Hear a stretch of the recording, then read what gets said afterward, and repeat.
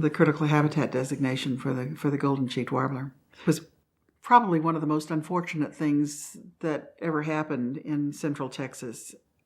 When that story broke, and the headlines in the San Antonio Express News were, 30 Central Texas counties, to be designated critical habitat for the golden-cheeked warbler, which of course was grossly incorrect, But once it was on the front page of the paper, it became truth, and retraction on page 6 just doesn't really change the fact that the perceived truth is that all these counties were going to be designated as critical habitat.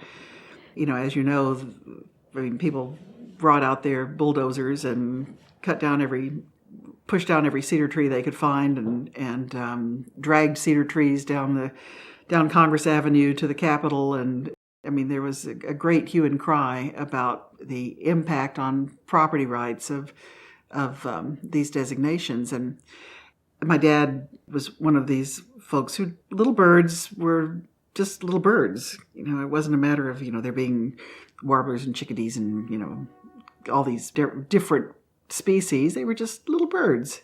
And I think the same thing is probably the case for most farmers and ranchers. This doesn't mean that they don't appreciate them. It means that their appreciation is a different type of appreciation from that of a birder or someone who's really interested in species conservation, species recognition, or bird watching.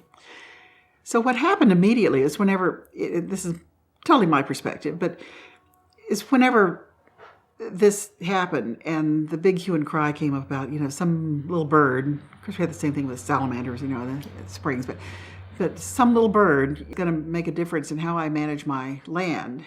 And of course the truth, the facts of the matter were not brought out in terms of what comprised habitat and what didn't.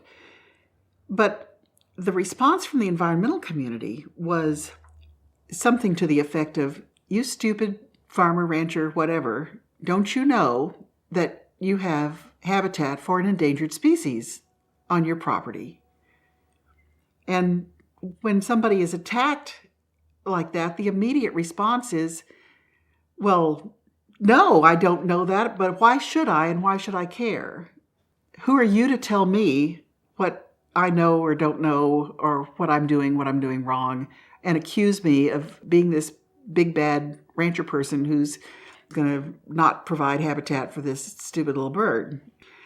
So we had this immediate conflict. Whereas if we had come in and said, let's talk about this, and let's understand that there are some very specific areas that comprise habitat for this little bird, native Texan, every golden-cheeked warbler in the world ever was born, hatched right here in Texas on your land.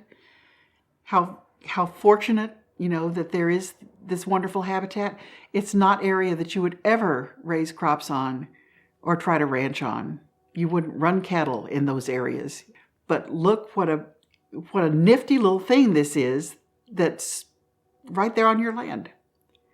And it's so easy to take care of if we just, let's talk about this.